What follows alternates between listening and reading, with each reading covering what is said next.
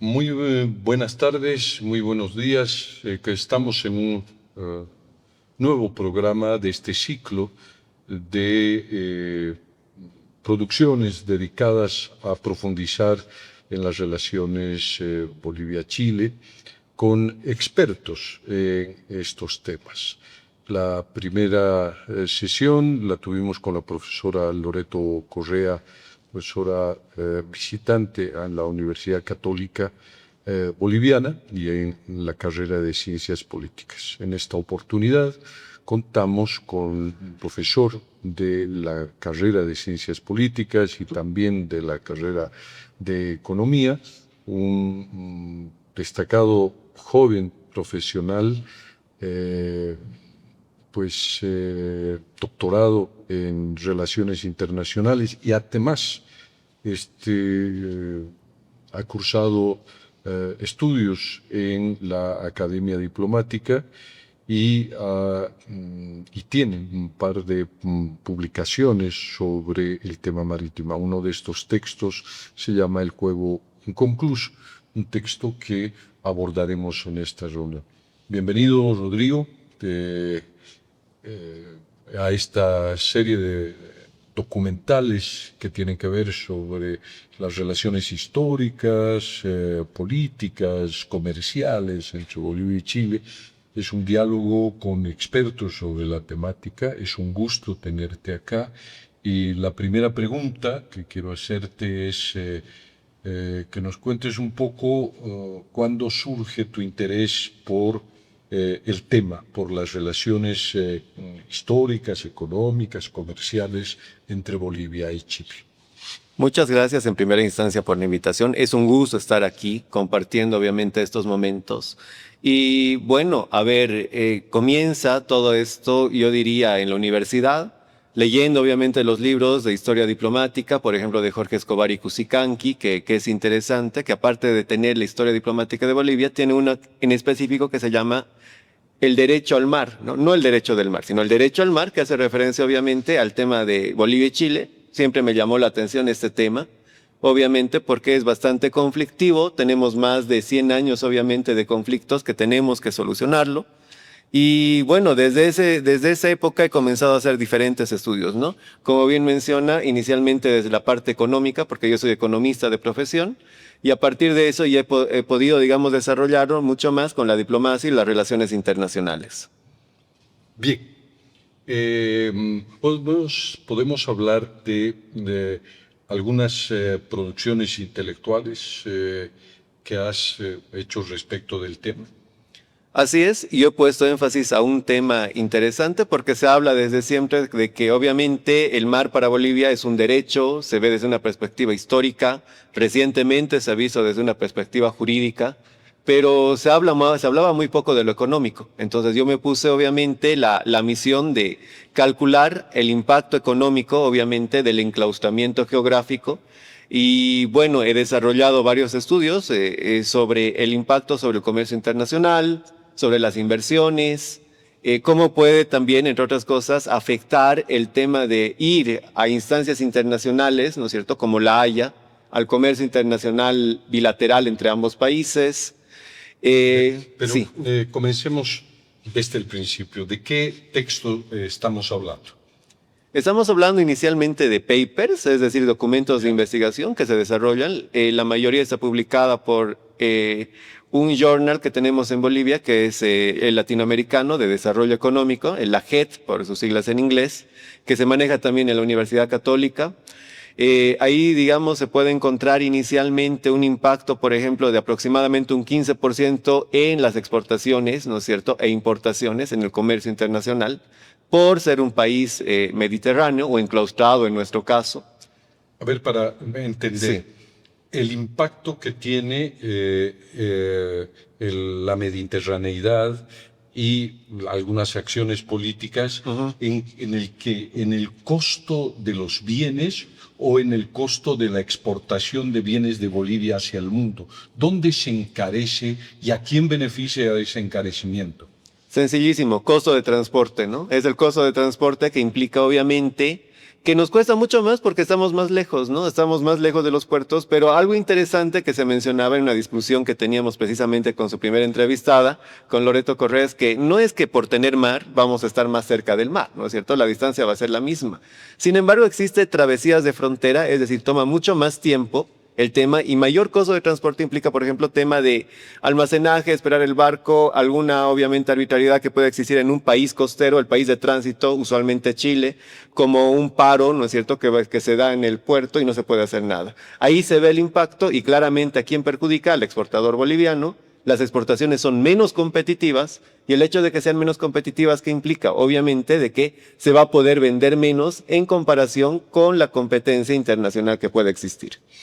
¿Tú crees que esto, un tema del encarecimiento que tú lo has estudiado, es el resultado de la contingencia de exportar, de ser un país mediterráneo? ¿O crees que hay una especie de actitud conspirativa, digamos, de estados vecinos, en particular de Chile, en el sentido de que hay una intencionalidad de perjudicar al Estado boliviano y a los productores bolivianos, o no? En general, yo diría que no, o querría pensar que no, obviamente, pero claramente en la palestra internacional tenemos que hablar de intereses, ¿no? Y obviamente ahí siempre van a responder los gobiernos a los propios intereses de los estados, entonces no lo descartaría, sin embargo es algo más propio que podría decir, porque no solo afecta a Bolivia, afecta a todos los países sin litoral. De hecho, el estudio contempla los países sin litoral, no solo a Bolivia, y ahí se puede ver que en promedio hay un impacto del que estamos mencionando, ¿no? Que por cierto, obviamente está replicando o está confirmando lo que ya, entre otras cosas, se menciona en el estudio de Jeffrey Sachs, ¿no? Que habla también al respecto, pero él lo ve respecto al Producto Interno Bruto, que dice un 0,7% por año que dejan de crecer los países sin litoral. Bien. ¿Y qué otros aspectos aborda, aparte de los papers? ¿Tú lo has traducido esto en en otra publicación, en un libro concreto del que hablábamos, el Juego Inconcluso? Así es. Luego de esto he aplicado la teoría de juegos, por eso se llama el juego inconcluso, a las relaciones entre Bolivia y Chile, ¿no es cierto? Hemos manejado la historia diplomática y a partir de eso se establece obviamente el tema de cómo se podría llegar a una solución o simplemente una solución sin soberanía, cesión sin soberanía o dejar de lado este tema, podría, digamos, ser considerado en el futuro para terminar todo esto, ¿no? ¿Y en qué consisten los resultados? ¿Cómo has hecho esta simulación de la teoría de los juegos? Bueno, a ver, en la teoría de juegos, básicamente lo que se identifica son los jugadores. Los jugadores inicialmente van a ser los países, Bolivia y Chile. Se ve desde el siglo XIX y se establecen diferentes acercamientos, ¿no? En los cuales, por ejemplo, se puede hablar el de 1895, los tratados de Mayo. No son los tratados de Mayo a nivel internacional que se conocen, ¿no? Sino también tenemos eso, que son tres. Evidentemente, cuáles son las estrategias, y ahí lo que hablamos es negociar o no negociar. Y luego llegar a un acuerdo o no llegar a un acuerdo. Entonces el juego está contemplado en dos estrategias y en dos etapas. Y los pagos que recibirían, ¿no? Entonces ahí vemos cuán factible es y se ve, digamos, qué se juega de por medio, cuáles son las variables de por medio. ¿Por qué Chile estaría dispuesto a ceder una franja soberana de costa para Bolivia, ¿no es cierto? Entonces ahí vamos armando todo eso, las diferentes aproximaciones importantes que vamos a tener sin duda alguna del siglo XX es Charaña, no podemos dejar de lado. Y lo interesante es que desde 1929, con el Tratado de Lima, obviamente, se incluye más bien un jugador más cuando se quiere llegar a una solución por Arica, ¿no? Lo que antes era peruano, y estamos hablando del Perú. Entonces también hay que ver en qué momento va a entrar como jugador, como ha pasado en Charaña, que entró al final, y una conclusión, por ejemplo, que hago en el libro es de que no debería entrar al final. Debería ser parte de la negociación para llegar a un acuerdo, ¿no? Lo que hace caer todo es de que de repente había cierto acuerdo, más allá de tres aristas importantes en Charaña, pero lo que va a suceder es de que entra el Perú y plantea una Arica trinacional que hace caer todas las negociaciones, ¿no? En esa época. Esa es la conclusión del juego inconcluso, es decir, estos escenarios y esta último que has mencionado que pues el Perú debería ser parte del proceso de negociación y no un jugador que aparece, que emerge, que es un outsider, que puede estropear los acuerdos que puedan haber llegado Bolivia y Chile. Así es una de las conclusiones. Otra conclusión importante, obviamente, son los pagos, lo que se ha ofrecido a lo largo del tiempo, ¿no es cierto?, a Chile.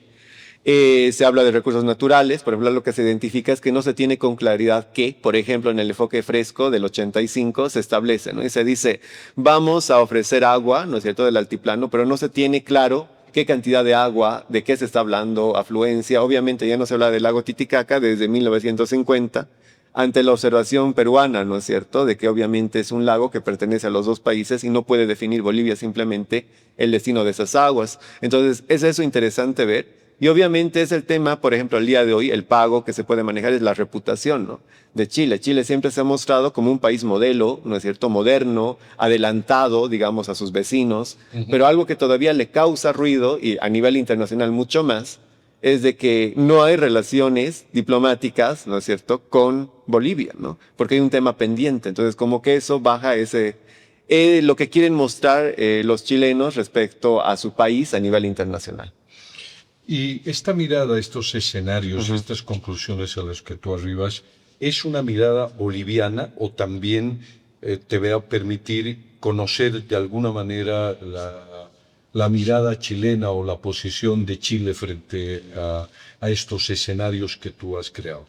Claro, se permite identificar porque obviamente aprendemos de la historia y vemos de que primero hay que pasar la primera fase, ¿no?, de que estén obviamente de acuerdo con negociar ambos países. Bolivia sin duda alguna va a querer negociar, pero vamos a encontrar que van a haber circunstancias especiales en Chile en las cuales sí se va a aceptar dar ese primer paso. Por ejemplo, en el 75, estamos hablando del gobierno de Pinochet, desprestigiado a nivel internacional, entonces era bastante conveniente en esa época sí dar un paso para mostrar a nivel internacional de que se quiere solucionar un tema que ya iba a ser centenario en esa época, ¿no es cierto? Correcto. En primera instancia. Así es. En Bolivia estaba Hugo Banzer Suárez. Así es. Y existe una coincidencia de intentar lavar la imagen de la política interna y exterior de Chile y de Bolivia con abordar este tema para resolver un problema casi centenario en ese momento.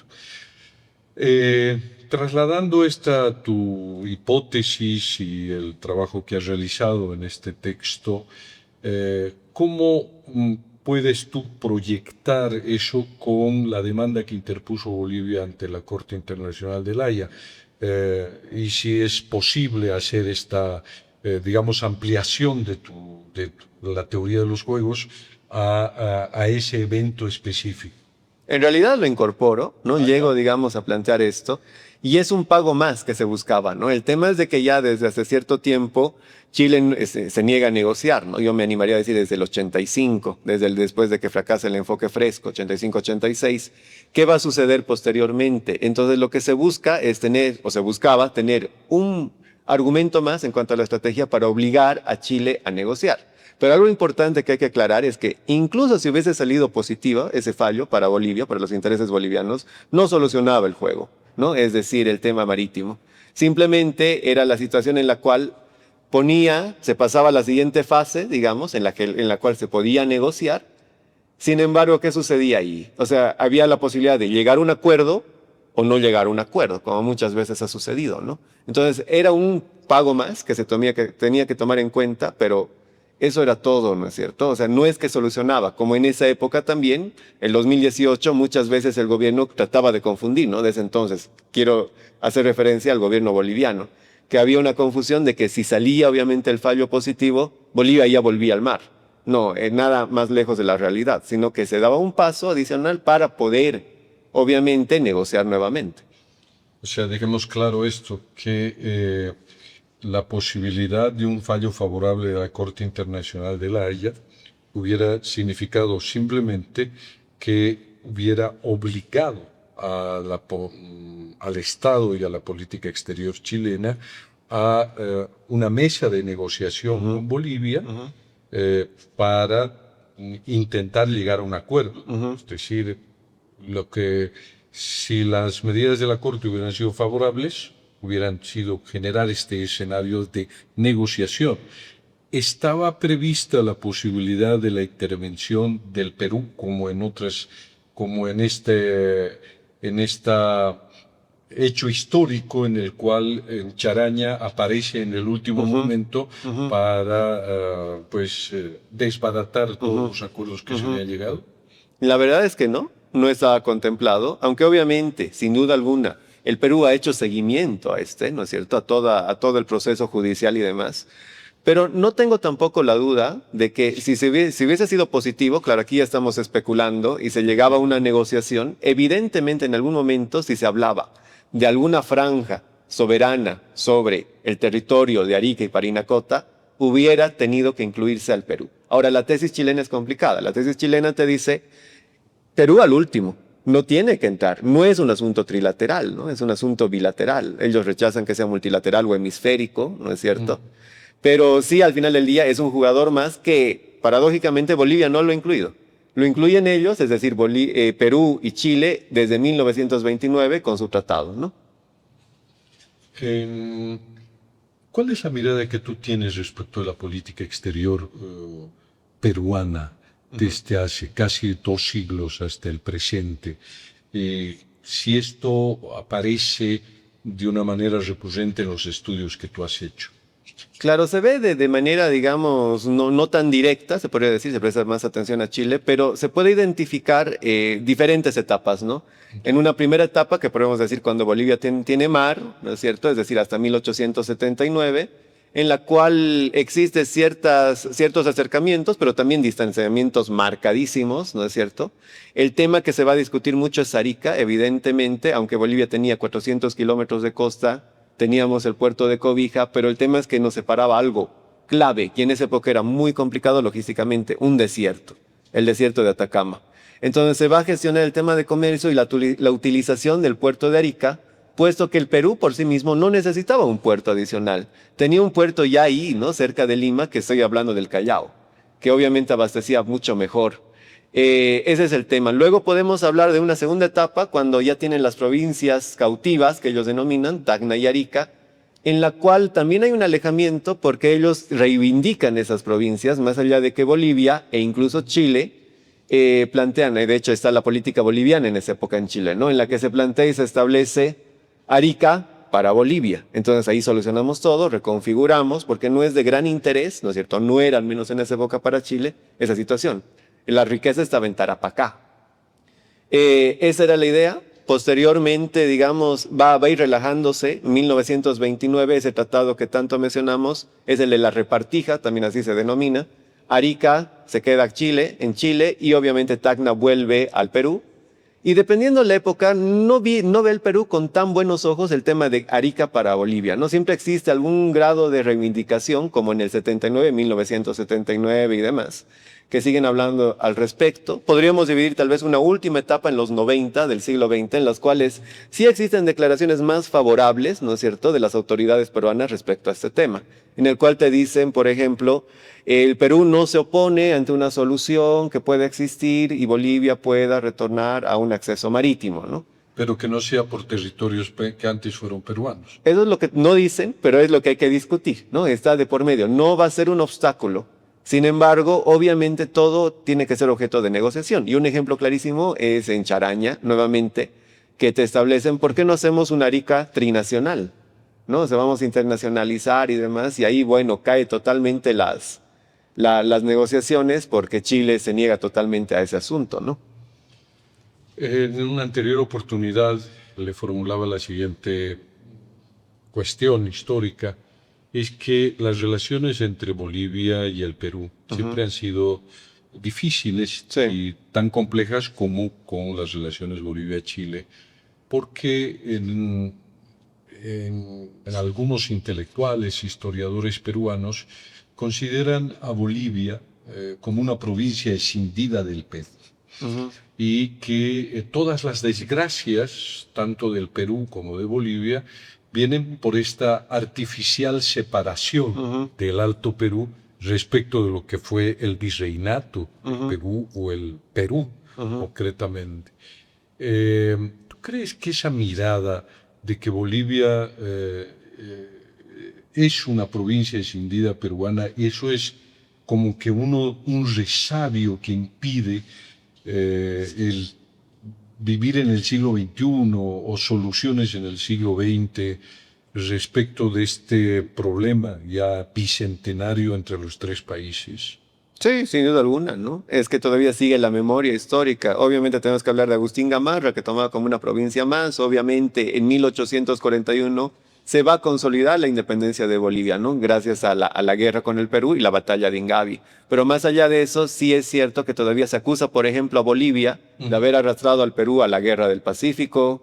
Se le acusa, por ejemplo, de abandonar al aliado, ¿no es cierto?, en 1880, en la batalla de Tacna, o también llaman Alto de la Alianza, y todos esos elementos. Y claro que tiene cierto impacto hasta el día de hoy, ¿no es cierto?, de echar la culpa al aliado de ese entonces de las desgracias que van a vivir, ¿no es cierto? Lo cual no es del todo cierto, o yo diría no es cierto, no en absoluto, porque sin duda alguna había un tratado de alianza defensiva en 1873, número uno. Número dos, cuando se discute, una vez que Chile invade Bolivia, que se active ese tratado, se hace y se negocia un nuevo protocolo en el cual se va a decir quién va a financiar la guerra. Y en la primera instancia va a ser Bolivia, que va a aceptar, claro, tenías ya las tropas en la costa, entonces no había mucho más donde negociar. Luego se va a lograr llegar a un punto intermedio, cada uno va a negociar y va a financiar su parte, evidentemente. Y yo creo que Bolivia ha sido un aliado bastante leal, ¿no? Contrariamente a lo que se plantea. No hay que perder de vista que Chile, durante la guerra, quiere separar a los aliados y va a mandar emisarios, entre los más célebres, obviamente, Gabriel René Moreno, obviamente con una propuesta en la cual se reajustan las fronteras, Bolivia abandona el Perú, se alía Chile, obviamente, y Arica para Bolivia nuevamente. Más allá de la conveniencia, el pragmatismo que podía haber reinado en esa época, se establece no, definitivamente se queda con el aliado. Y un punto más. Después de 1880, si se abandona en Tacna es porque ya no habían los recursos, obviamente, para financiar. El ejército boliviano es destruido en la batalla de Tacna. Aquí se reconstruye con Narciso Campero. Pero en el Congreso de 1880 se trata la creación de los Estados Unidos peruano-bolivianos. Es decir, que no se deja de lado al Perú. Incluso se habla de unir, ¿no es cierto?, Tacna con Potosí, si mal no estoy, con Oruro en realidad, y Arica con Potosí, una cosa como esta, y crear, digamos, departamentos conjuntos, que obviamente ya no se podía llevar a cabo porque ya Chile estaba comenzando a invadir Lima, ¿no es cierto? No se tenía claro cuál era el presidente, ahí estaba Nicolás de Piérola por un lado, y obviamente en el sur estaban los otros defendiendo que ya surgen las guerrillas, ¿no? Como tú has reflejado muy bien, las relaciones Bolivia-Perú han sido siempre complejas. Tenemos una pues historia común, pero también de acercamientos y de distanciamientos. ¿Cómo miras tú la relación Perú-Chile? Sí, después también de tener una historia compleja, una invasión del Estado chileno, ejércitos chilenos en Lima. En este siglo, pues han llegado a disputas incluso judiciales, pero parecería que ya los acuerdos entre estados, Perú y Chile, son firmes y parece que hubieran volteado la página de los distanciamientos diplomáticos, militares y políticos. Sí, es probable. Y ante todo podemos encontrar la causa en lo económico. Es decir, ya hay más intereses, por ejemplo, y más inversiones chilenas en el Perú. Entonces, y a la inversa también. Entonces ya no es tan sencillo el separarse, ¿no es cierto? Porque ya hay intereses de privados que obviamente pueden presionar al sector público en específico. No es ninguna, obviamente, entonces sorpresa ver que a principios de la segunda década de este siglo, cuando van también a La Haya, ¿no es cierto?, estos dos países por la separación territorial en el mar y demás, ellos acuerdan que una política de dos hilos, dicen, ¿no? Vamos por un lado, ok, vamos a arreglar todos los problemas, ¿no es cierto?, en La Haya que tenemos pendientes, pero por otro lado vamos a seguir con nuestra buena vecindad. No, es interesante ver eso. Y claro que también es un ejemplo que se puede seguir, o al menos analizar para ver la solución entre Bolivia y Chile, ¿no? Y estoy hablando obviamente de generar, y creo que en esa etapa estamos, una confianza, pero basada en qué? En el comercio, en las inversiones y demás, pero sin desconocer de que existe todavía un tema que no se soluciona, que es la reivindicación marítima. O sea que sería la nueva estrategia del siglo XXI para el caso boliviano, digamos, Ujú, para intentar esta aproximación con el gobierno ujú. de Chile, que tal vez podría también acercarnos a la reivindicación marítima. Esa es la tesis que estás postulando. Así es, evidentemente, ¿no? Ahora, obviamente ahí hay un riesgo, ¿no es cierto? De que el tema marítimo, si es ignorado y demás, y surge en algún momento posteriormente, haga caer todo lo anterior si no se ha construido oportunamente, ¿no? Hay que recordar que nosotros ya contamos con un acuerdo de complementación económica desde 1993. Sin embargo, no tiene los impactos que hubiésemos esperado, ¿no? Y si nosotros escuchamos, por ejemplo, a la parte chilena, te dicen, Bolivia no es relevante para Chile, ¿no? Entre otras cosas. Más allá de que, por ejemplo, se le ofrece el tema del Atlántico, ¿no es cierto? Como el tema del Atlántico, obviamente con la hidrovía Paraguay-Paraná, entre otras cosas, y un corredor bioceánico que puede correr toda o cruzar todo el territorio boliviano. Ujú. De hecho, es interesante porque Loreto Correa decía, no necesitamos, o tenemos otros accesos, vamos a hablar por otro lado. Y lo importante es generar esa confianza a partir de una complementariedad que todavía no existe de todo, es evidente, ¿no es cierto? Y obviamente, posiblemente sea la plataforma para luego tratar el tema. Pero el riesgo, lo reitero, ¿no? Si es que hacemos la vista gorda y no queremos hablar de temas incómodos y simplemente de esto, en algún momento va a volver a aparecer, ya sea por algún actor boliviano o chileno, y puede hacer que otra vez todo, ¿no? Lo que ha sucedido con la agenda de los 13 puntos. Pero ¿no es una mirada un poco fatalista y determinista? Esto ha pasado, esto ha ocurrido en el pasado, pero digamos, trabajar esta solución tampoco va a ser desde un par de años, ¿no? No. Estamos hablando de una década, Ajá, 2 décadas, de un balance que después de 2 décadas ya no será el gobierno de Rodrigo Paz, serán ajá, otros gobiernos, ajá, que veremos si existe esta verdadera complementación económica con Chile, ajá, estos lazos fuertes ajá, que permitan avanzar en otros temas, porque ajá, no es hoy día en el mes de marzo hablamos de complementación económica y en septiembre ya estamos hablando de la reivindicación marítima, sino ajá. tiene que haber un plazo de tiempo razonable para ver primero si Bolivia es capaz de producir, es capaz de exportar y convertirse en un socio interesante para Chile, por lo menos para la economía Ajá, chilena, y también si Bolivia tiene capacidad exportadora para el mundo, ajá, porque muchos reivindicamos la apertura hacia el mundo. Muchas veces hemos tenido también oportunidades de hacer eso, pero no producimos, no somos una sociedad productora más allá de bienes básicos como ajá, minerales, ajá, recursos naturales, ajá. que sí siempre son en el caso de Chile, puertos de tránsito, ¿no? Y que ni siquiera en un determinado momento quisimos venderle gas a Chile. ¿Qué piensas de todo esto? No considero que sea fatalista, obviamente viendo la historia. Sin duda alguna hay que ver, claro, a lo largo no solo de un año, sino una década, 2 décadas probablemente. Es evidente esto, pero el riesgo que existe es de que se quiera cerrar un tema que es pendiente todavía y que vaya a surgir más adelante. Precisamente ahora tenemos un gobierno pragmático, vamos a llamarlo así.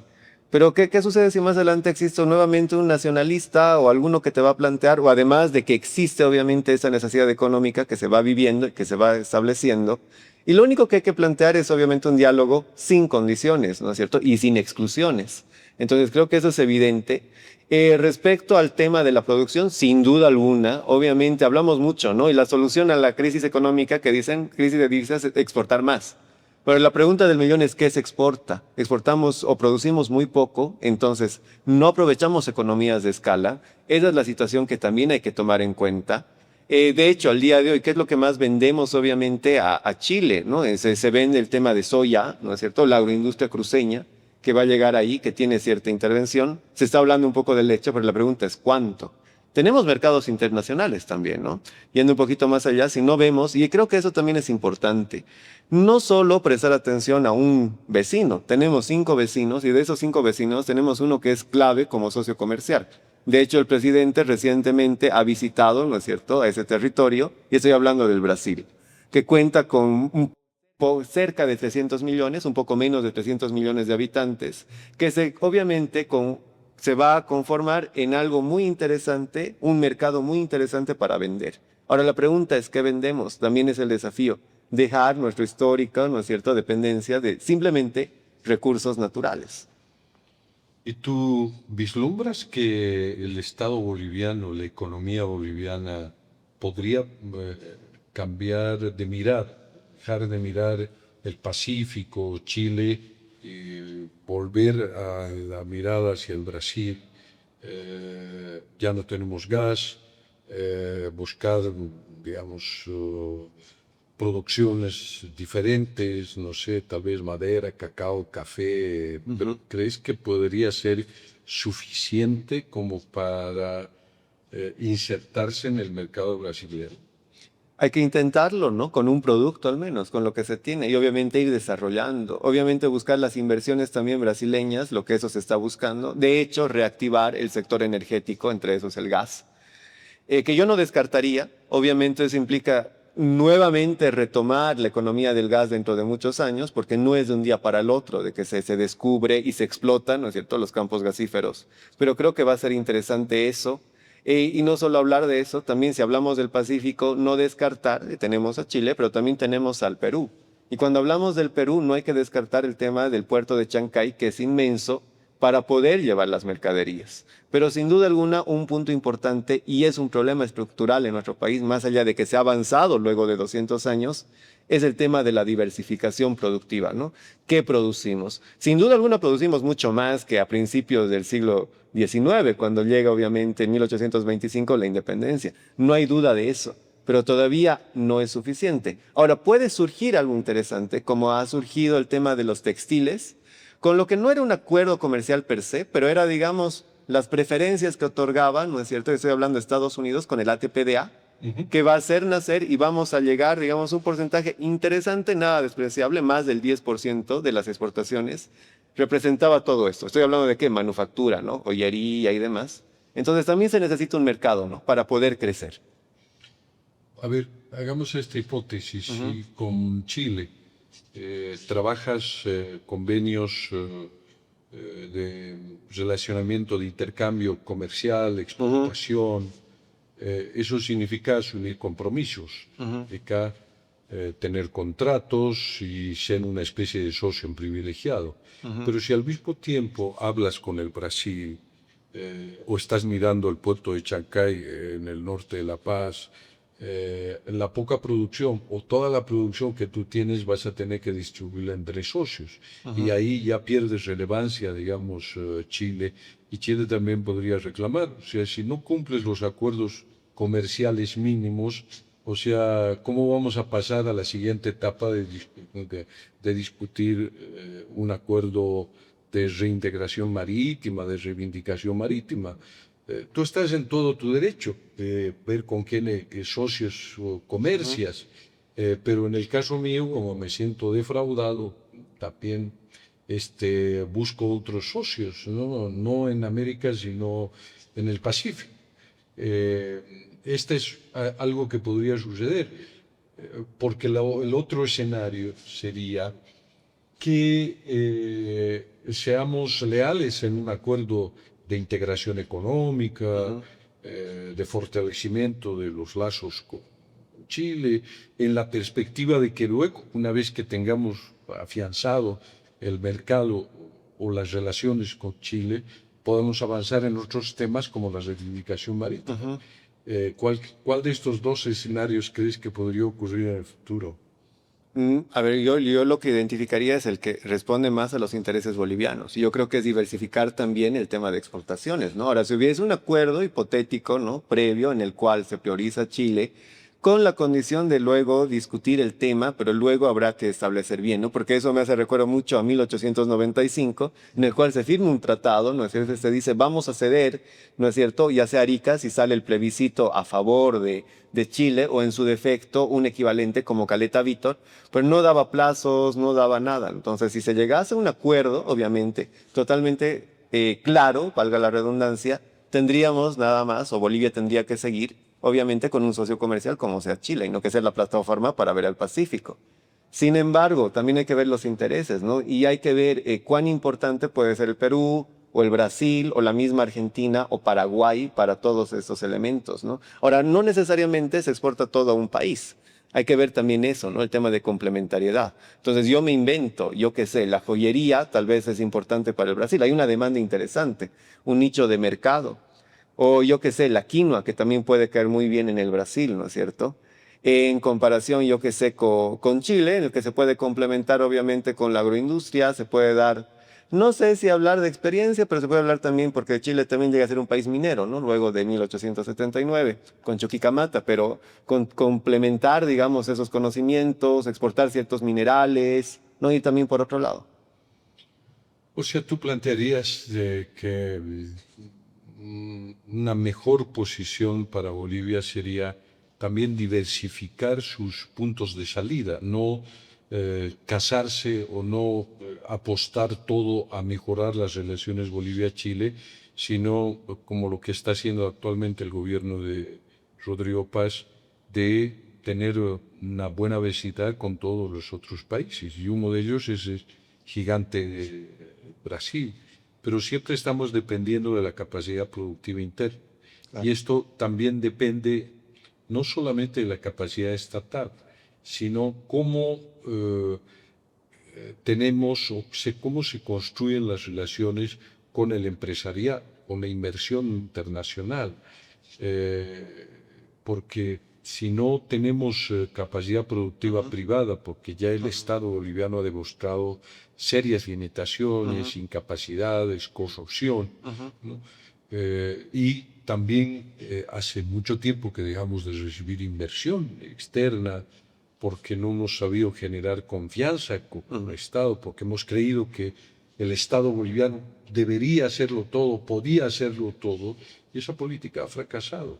Entonces, ahora depende de cuán disponible esté el empresariado boliviano de apoyar esta estrategia de diversificación y producción económica. ¿Es correcto? Sí, totalmente, no tengo la menor duda. Pero ahí, obviamente, el escollo que tenemos de corto plazo es la capacidad productiva. Tampoco tengo la duda de esto, ¿no es cierto? También tenemos que ver la estructura económica. Es verdad lo que estamos mencionando, ¿no es cierto? Entonces, ok, tenemos, diversificamos, esa es la idea, pero ¿qué exportamos? Hay que ver precisamente eso, ganar ventajas comparativas respecto a los distintos países. Otro punto importante, hablando de la economía, ¿no? La estructura económica, es un cambio. Claro, durante los últimos 19 años, 20 años, podríamos redondear, lo que ha sucedido es desplazar, pero desplazar, ni siquiera digamos complementar, desplazar totalmente al sector privado. No, el sector privado no abastecía mucho, de hecho va a competir el Estado con el Estado, o mejor dicho, con el sector privado, por ejemplo, en cemento, ¿no? Pero tenemos aquí una empresa privada de cemento y no, tenemos ese bol, ¿no? Y creamos que claramente lleva ineficiencias y ni podemos hablar obviamente de exportaciones en ese caso. Lo importante, y ahí también tenemos que hablar, es cambiar un marco normativo, eso es vital. El tema de inversiones, por ejemplo, hay que analizar el tema de constitución inclusive para ver si existe algún candado que impida obviamente abrir, sin necesidad de llegar obviamente a ese término de entregarlo todo, como sucedía en el siglo XIX, por ejemplo, ¿no? Que se daba concesiones y se hacía cargo el extranjero y demás. Obviamente hay que equilibrar todo, pero como vemos entonces, la solución, digamos, sobre el tratamiento de la política exterior con los otros países depende mucho también de la estructura económica que se maneje en nuestro país, ¿no? De acuerdo, me das pie a la siguiente pregunta. De acuerdo a tu conocimiento, experticia en el ámbito de la economía, Esta nueva política exterior que quiere desarrollar Bolivia, digamos, mejorando su capacidad productiva, su capacidad de exportación, etcétera, cambiando el modelo económico. ¿Qué me puedes decir de los plazos necesarios o de las condiciones necesarias para producir este giro importantísimo en términos de dinero, tiempo, por eso hablaba de plazos, ¿no? Políticas, manejo y gestión del aparato estatal? ¿Cómo responderías a estos desafíos de esta nueva era económica y política? Hay que ver un largo plazo, ¿no? Se necesitan políticas de largo plazo, sin duda alguna. ¿Qué entiendes por largo plazo? Un poco para decirle también a la gente, para ir persuadiéndola 10, 20, 50 años. Yo hablaría de hasta de unos 50 años, evidentemente, y podemos ver, digamos, con nuestros vecinos, ¿no es cierto?, de Chile, que obviamente estamos con ellos manejan mucho la política de Diego Portales, por ejemplo, ¿no? Ahí tenían una línea. Algo que nosotros no hemos tenido tanto, es cierto, la política exterior boliviana ha seguido un lineamiento interesante en el tema marítimo, puesto que en ningún momento se ha dejado de reclamar y demás. Pero en cuanto al otro, se ha ideologizado mucho, por ejemplo, durante la última época, y de repente se va a alinear más con Irán, con China, con Rusia, pero no se ve en el largo plazo. Y sí, largo plazo estoy hablando de décadas, ¿no? Sin duda alguna. Que trascienda el tema de una gestión gubernamental, es decir, de 5 años en específico. Porque muy probablemente en esta época, en este gobierno de transición, permítanme, estoy utilizando el término de transición de 5 años, porque no se cambia todo de un día para el otro, ¿no es cierto? Hay todo un aparato por detrás que requiere ser modificado. Obviamente en tema normativo, en tema financiamiento, la cooperación internacional es importante. Obviamente los bancos de desarrollo que se van a considerar, el BID, CAF, entre otros, ¿no es cierto? Entre los más importantes que podríamos mencionar, el mismo Banco Mundial. Porque obviamente el tema de la producción tiene que ver también con los bienes públicos o las obras públicas que va a ofrecer este gobierno. No va a poder salir, digamos, si se producen las mejores lechugas, si es que no tienes el camino suficiente y necesario para poder llegar ni siquiera al puerto, sino a la ciudad capital, para ya poder más adelante pensar en exportar, ¿no? En términos económicos, tu experticia te dice cuánto dinero podríamos necesitar. Primero hemos coincidido de que por lo menos varias décadas, entre 30 y 50 años, digamos, para cambiar el modelo productivo, para crear las condiciones. Y en términos de recursos económicos, una idea de cuánto necesitaríamos para hacer este giro en la economía que cambie digamos, la estructura económica y productiva de Bolivia. No voy a ser tan preciso, voy a decir varios miles de millones de dólares también, ¿no? Pero voy a dar un ejemplo. Por ejemplo, Puerto Bush, que es algo clave, ¿no? Porque es obviamente el puerto que se tiene sobre el río Paraguay, que va a conectar hasta, obviamente, el Atlántico. Habían hecho un proyecto de factibilidad que estaban estableciendo 300 millones de dólares solo para eso, Para Puerto Bush, para Puerto Bush. para darle condiciones de exportabilidad de los productos bolivianos. Así es, para que sea un puerto multipropósito, ¿no es cierto? Entonces que se puede exportar minerales, granos, entre otras cosas. Pero adicionalmente, ¿qué hay que tomar en cuenta? Solo para eso, un camino. Ese camino, que puede ser ferroviario y demás, obviamente implica varios cientos de millones de dólares, si la memoria no me falla, adicionales al puerto para construir. Entonces, si vamos viendo, obviamente, el tema de caminos, sin duda alguna todavía es importante prestar atención a las obras públicas. Se ha avanzado mucho respecto, obviamente, hace 50 años, 100 años, también es cierto, ¿no? Porque muchas veces hablamos desde un pesimismo de que todo sigue igual y demás. En realidad se avanza bastante lento, con algunos retrocesos de por medio, sin duda alguna, pero obviamente se requiere mucho más. Y para el abrir mercados es también eso, ¿no? Literalmente abrir los caminos. Mm. A ver, te hago una pregunta que trasciende de alguna manera a tu formación de economista y también experta en el tema de la política exterior.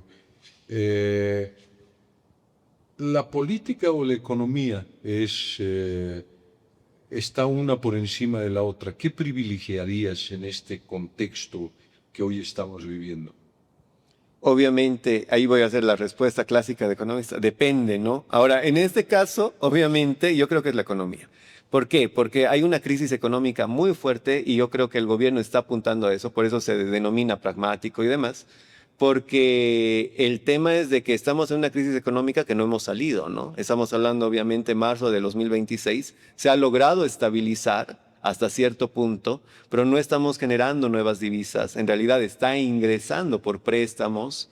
Es más, de hace, si mal no estoy, el día de ayer, ¿no es cierto?, hablaba el presidente del Banco Central y ponía en consideración de la Asamblea Legislativa que le permitan vender, ¿no es cierto?, el oro para obtener las divisas y obviamente ya estabilizar el tema del tipo de cambio.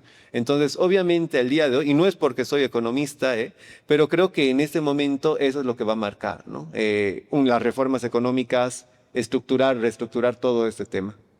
Tú has dejado deslizar de que sí, la economía es importante, no, que hoy día, digamos, un acuerdo comercial de fortalecimiento de las relaciones económicas, construcción de confianza sobre una reciprocidad con el Estado chileno, podría darnos las condiciones para soluciones históricas y políticas respecto de la reivindicación marítima, digamos.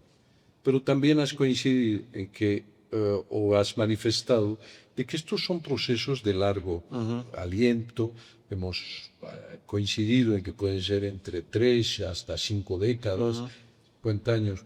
Pero, ¿qué dirías tú de que para poder viabilizar eso se requieren acuerdos políticos de largo aliento, que precisamente trasciendan la gestión gubernativa? ¿No? Porque también lo has mencionado. Cuando concluya el gobierno de Rodrigo Paz, puede venir un presidente de otro signo ideológico o con otra mirada y quiera algo que alguna vez se menciona en la política, el complejo de Adán, que muchas veces les asalta a los políticos, ¿no? A los gobernantes. La historia comienza con Adán, ¿no? Con él, porque todo lo anterior está mal, es desechable. Un acuerdo político que trascienda las gestiones, ¿no? Un acuerdo que pueda ser, digamos, propuesta o por lo menos consultada a ver si es posible con las nuevas generaciones, los partidos políticos, los líderes políticos que hoy están en la arena política, de decir de la necesidad de tener esta mirada de 5 décadas, de trabajar fortalecimiento del aparato productivo, de la economía, y luego generar estas condiciones similares que se dieron entre Perú y Chile, que luego pueden abordar y resolver problemas históricos. ¿Qué dices de esta idea de que paralelamente al fortalecimiento económico de la economía, habría que pensar en acuerdos políticos de largo aliento? Claro. Y de hecho, los acuerdos políticos son importantes no solo en el largo plazo, sino en el corto plazo, ¿no? Si no, no se llega a nada. Por ejemplo, las mismas reformas económicas que se vayan manejando y demás, y hablo de la Asamblea Legislativa, por ejemplo, es importante considerarlo, ¿no? A todos los actores. Por eso decía, ¿no? La respuesta es, o la pregunta era complicada, economía o política. Inicialmente por la urgencia es economía, pero también es interesante ver. Si la política obviamente no se toma en cuenta y estos acuerdos políticos, la economía tampoco va a prosperar, ¿no es cierto? Se requieren acuerdos mínimos y mucho más para un largo plazo. Y ese es el problema que tenemos en nuestro país. Ese complejo de Adán se ha visto a lo largo de muchos episodios históricos, obviamente, a lo largo de nuestros 200 años ya, ¿no? De vida independiente. Es vital considerar eso y tomar en cuenta y tener una línea clara. Y otra vez, tal vez las comparaciones son odiosas, pero es importante ver, nuevamente ya que hablamos de Chile, el ejemplo de Chile, que obviamente desde que llegan los Chicago Boys, estoy hablando ya en la dictadura de Pinochet, sigue una misma línea. No una misma línea que puede ser criticada hasta cierto punto por la desigualdad y demás, pero algo que no podemos obviamente nosotros descartar y no podemos hacer la vista gorda es de que hay una estabilidad económica, hay mayor crecimiento económico, porque obviamente se ha seguido una línea, ¿no es cierto? Algo que falta en Bolivia, porque usualmente se llega a este tema del liberalismo, nuevo liberalismo, neoliberalismo, como queramos denominar, más que todo porque no queda otra opción, porque la economía ya no aguanta el estatismo, ¿no es cierto? Las cifras se ponen en rojo, como la hiperinflación en los 80, pero cuando ya se llega a una situación más o menos, ¿no es cierto?, estable, de repente surge nuevamente, ¿no? Los discursos obviamente estatales, nacionalizar todo y demás. Entonces, acuerdos políticos de largo plazo serían obviamente ideales para tener un rumbo claro y políticas nuevamente de largo plazo. Pues una combinación adecuada, oportuna, pactada entre economía y política, Así que es. podría ser, digamos, el punto para empezar a transformar la historia, la sociedad y la política. Pero en tu opinión, ¿tú crees que eso sea posible? ¿Tú crees que hay también que considerar otros factores? Porque los acuerdos económicos pueden ser con el empresariado, digamos. Los acuerdos políticos pueden ser en las élites políticas, no los partidos. ¿Qué pasa con la ciudadanía, con la opinión pública, ¿no? Si descartamos este factor, la juventud, que no tiene conocimiento de la historia o no tiene conocimiento de los acuerdos o no está de acuerdo con los acuerdos que puedan llegar los que hoy manejan la economía y la política, estos escenarios tan optimistas que hemos reflexionado también podrían encontrar su punto débil y su punto de fracaso. Ahora nos volvemos realistas, ¿no? Porque claro, es lo que debería ser. Ahora, la realidad es de que hay muchos intereses personales, ¿no es cierto? Y no solo hablo en lo social, también en lo político que puede llevar. Y es muy sencillo, digamos, decir, es culpa de esta situación y puedo hablar del neoliberalismo, ¿no? Que como modelo económico mal no estaba, se organiza nuevamente, se reordena nuevamente las reformas de primera generación, de segunda generación. Sin embargo, obviamente la bandera va a ser con el término de vendepatrias, imperialistas y demás, que vende muy bien y rompe el ciclo, ¿no? Y rompe el ciclo. Obviamente se toma un neoestatismo, que más allá de que no hay acuerdos y demás, yo digo neoestatismo 2006-2025, podríamos denominar, y ahora estamos viendo, no estamos en un interregno para ver hacia dónde vamos, probablemente un nuevo liberalismo, tal vez más light, si vale el término, pero hay que ver, ¿no? O sea, obviamente hay que ver esos acuerdos y yo los veo muy poco probables porque hay intereses también. Y ese es el problema que también mucho se discute en el país, ¿no? Que obviamente han habido muchos presidentes, pero pocos estadistas, ¿no? Se habla incluso de un estadista en la última gestión de Paz Extensoro que probablemente no buscaba ya una reelección incluso por la edad, sino retirarse de la mejor manera y demás. Y obviamente va a tomar las decisiones para bien o para mal, obviamente perdiendo a veces capital político, ¿no es cierto? Pero que va a beneficiar a los intereses del país. No sé si al día de hoy estarían dispuestos a tomar ese rol alguno de los actores políticos que tenemos, ¿no? ¿Qué dices del tema de educación? O sea, y también el tema de la comunicación. En todo esto, pues hemos hablado de que la economía es importante, los acuerdos y la política son importantes, el tiempo, la paciencia y construir soluciones. ¿Qué dices tú de la educación y la comunicación, que también son variables que están presentes, que estuvieron en el pasado, que creo que fueron menos relevantes, pero hoy en el siglo XXI también, o sea, las redes sociales, la educación universitaria,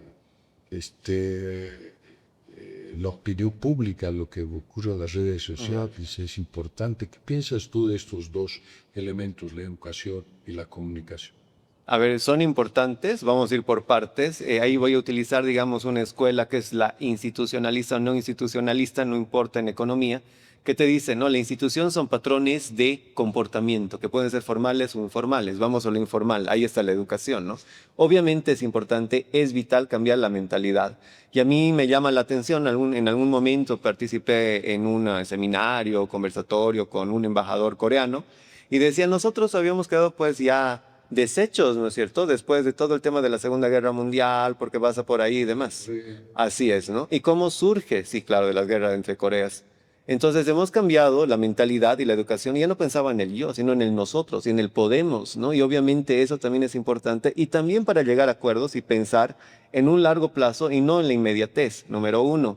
Ahora, obviamente en el tema de comunicación y si hablamos de redes sociales puede jugar a favor pero también en contra, porque así como puede gestionar y puede facilitar la información que tenemos, también puede llevar a una total desinformación con las famosas fake news, ¿no?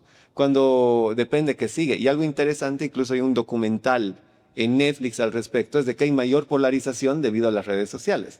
Usualmente los algoritmos ven que sigues, entonces sigues yo que sé a candidato X y te planteas solo candidato X y todo lo que se piensa y no se toma en cuenta cómo piensa el otro, ¿no? Entonces hay que ver y es bastante compleja esa situación. Yo creo que estamos entrando a la recta final de Mm. de esto del programa y quiero formularte la siguiente pregunta. Tú formas parte de una generación de jóvenes, tanto economistas como gente que ha incursionado en la política exterior, has hecho la Academia Diplomática. ¿Cómo ves tú las generaciones actuales que están en Bolivia, que han tenido esta formación en la carrera diplomática o ha prestado servicios para el Estado en la política exterior? Eh, Desde este punto de vista muy personal, ¿tú crees que existe una generación de recambio, una mentalidad diferente sobre los temas que han acompañado a la historia del país, digamos, miradas frescas, miradas del siglo XXI? Hay también resistencias, gente que se aferra a los dogmas del pasado, a las doctrinas del pasado, ¿no? Hay una mirada nueva en la juventud y hay una mirada nueva en estas generaciones de jóvenes profesionales que están mirando la política exterior con otra perspectiva. Sí, yo creo que ven más hacia el multilateralismo, ¿no? A la globalización. La globalización claramente ha afectado, son nativos en la globalización. Es verdad que la globalización no es un proceso nuevo, pero ha habido una época de hiperglobalización durante las últimas décadas, gracias al Internet y demás. Y obviamente hay preocupaciones que trascienden lo nacional, ¿no es cierto? Entonces se ve de repente que hay un impacto del medio ambiente, si hay un incendio en tal lugar, también va a haber un impacto acá, ¿no? Entonces, o al menos va a repercutir, se va a buscar, va a haber una mayor preocupación por medio ambiente, por el tema de inclusión, ¿no es cierto?, de los grupos minoritarios que podríamos llamar, y ya no hablo simplemente de la mujer, sino de grupos indígenas, y creo que es interesante ver eso, ¿no? Y como que comienzan a buscar ciertas alternativas a lo que se está estableciendo, claramente, en el tema de lo político y lo económico. Entonces son también variables que hay que tomar en cuenta cuando hablamos de todo este tema de la política exterior.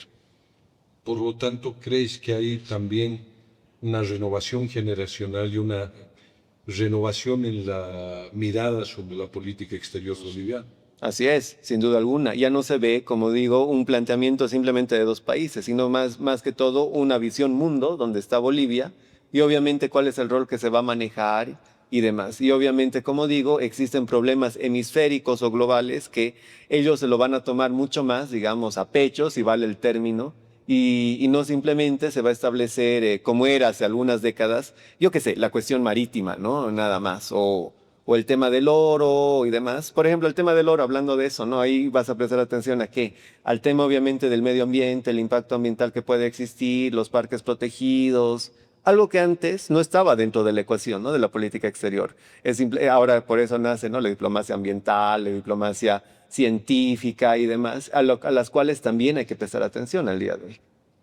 Bueno, Rodrigo, creo que hemos cumplido nuestro tiempo de trabajo. Creo que conviene hacer una apretada síntesis, pero sobre todo llega el momento de los agradecimientos. Estos audiovisuales son gracias al trabajo de jóvenes estudiantes de la carrera de comunicación, que conjuntamente con la carrera de Ciencias Políticas están llevando este pequeño proyecto de generar videos informativos, pero que recojan también miradas sobre lo que es la política exterior. Esta es una producción de la carrera de Comunicación y de la carrera de Ciencias Políticas y Relaciones Internacionales, con la producción de jóvenes estudiantes, y a todos ellos nuestro agradecimiento, y también a ti por haber aceptado esta invitación y por haber abordado estos temas con espontaneidad, con franqueza y también con mucho realismo. Tus palabras de despedida, querido. No, simplemente yo quiero agradecer a la carrera de Ciencias Políticas y Relaciones Internacionales, a la carrera también de Comunicaciones, me voy a sumar, y obviamente felicitarlos por generar este tipo de espacios que siempre es enriquecedor, ¿no? Para todos. Y yo siempre estoy dispuesto a acudir cuando ustedes me llamen a este a este tipo de conversaciones, ¿no? Muchas gracias. Ha sido un gusto. Esta es la conclusión de nuestro segundo programa dedicado a las relaciones entre Bolivia y Chile.